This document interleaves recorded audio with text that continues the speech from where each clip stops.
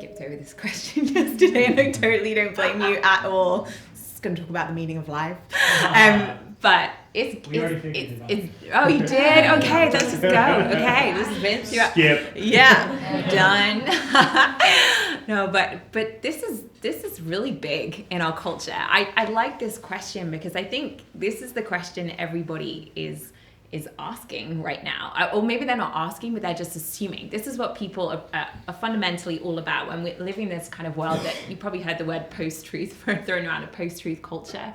It means you get to write your own story. You get to live your own truth. Everyone just gets to make their own meaning. But what's great about this question is it's acknowledging there's something in all of us that wants to. Scientists talk about it as us being meaning-seeking creatures. That there's something fundamental about us, that whoever you are, this is true of every single life, that in some way all of us are looking for meaning. And so I think there's something really there's something interesting about the way we're then trying to answer that question, because our desire within us is to find it ourselves. It was Christopher Hitchens, that atheist who died a couple of years ago. He basically said, it may be that existence is just a kind of pointless joke, but it's actually not possible to live your life as if it were. You can't actually live that way. If you take meaning out of the picture, then all you're left with is basically trying to distract yourself or entertain yourself. But anyone who's done that will just know that actually pleasure is so wearying. Like eventually it just runs out, it runs dry. And I think at that point, what are you left with? And I think it's no wonder then that we're kind of in this space right now where there's a suicide epidemic, particularly amongst young people who are already running out of pleasure so fast and so young that they're kind of left wondering, like, what is left to my life? It was the atheist philosopher Albert Camus who said, the literal meaning of life is whatever keeps you from killing yourself. It's just whatever keeps you from killing yourself. It's whatever keeps you here. And I get why we want to be able to find that in ourselves. Vince just said it, that Nietzsche quote, if there's a God, how can I bear not to be him? It sounds so good, doesn't it? Like, why have some God come along and tell me what to do? I can make my own meaning. Maybe meaning can just be like a DIY job. Just do it yourself. And I think that's the kind of space we're in right now in our culture. People talk about the pursuit of happiness. Actually, psychologists and social scientists say if you really want to pursue something in life, if you want to actually find happiness, you shouldn't pursue it. You should pursue meaning. That's actually what will result in happiness for you. The question is, can we do that without God? Is it possible to find meaning without God?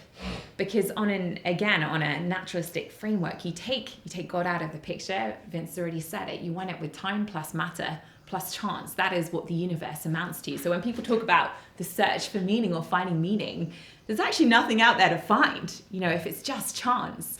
But take that a step further. It's not just that there's nothing out there in terms of meaning, but there's nothing in here as well. If the universe is a product of chance, and that means so are we as human beings. There's one called Yuval Harari, who's written a bestseller a few years ago called Sapiens, A Brief History of Humankind. And in it, he basically says that. He says, actually, as human beings, that there is no meaning to our lives. He says, if we're just products of this kind of blind evolutionary process, then actually any kind of meaning that we find, it's only going to be delusion. It's just delusional.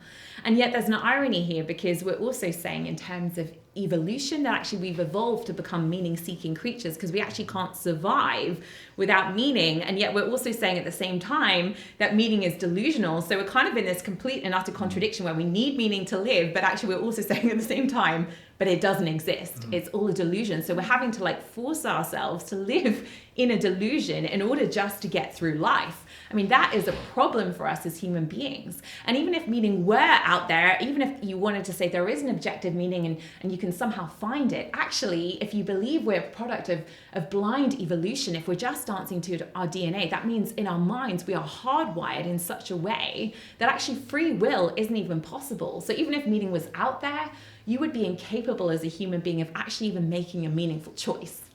So we're in this complete conundrum where we want meaning, we actually need meaning, but if we take God out, we can't get it. The fact of the matter is, you don't matter. You do not matter without God. You are just matter and nothing else.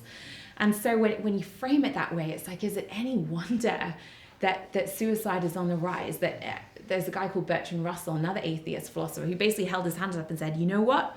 We just have to admit that our starting point is that we're building our lives on a firm foundation of meaningless despair. I'm like, that is not a foundation anyone can build on. There's no foundation there. There isn't even a foundation. Christianity says something wildly different. Christianity says, from the very first pages of the Bible, that you were made in the image of God, male and female, that you're not an accident, that you are homemade, that you are not random, you are intentioned. And you're not just made by God, you are made like him, which means that woven into your very DNA, there is meaning. It means that you're not just random, thrown together matter. It means that you matter. You matter deeply to God. You were literally knit together in your mother's womb by a divine designer who made you in love, by love, and for love. Those are your choices. And so that's the question that's before all of us. We long for meaning.